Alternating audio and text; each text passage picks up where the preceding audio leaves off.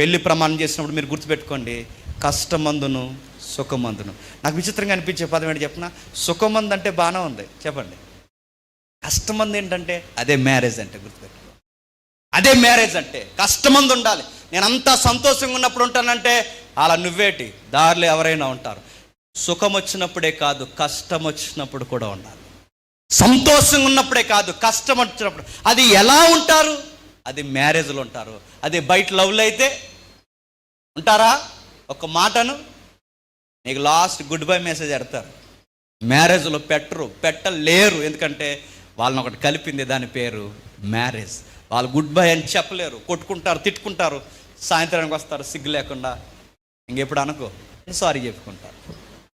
అది ఉందే బ్యూటీ మ్యారేజ్లో, గుర్తుపెట్టండి. అందుకే మ్యారేజ్ లోపల ఉండాలి. మ్యారేజ్ బయట గొడవ అయిందనుకోండి 2 నిమిషాల్లో విడిపోతారు. మ్యారేజ్ లోపల బైబిల్ ప్రకారం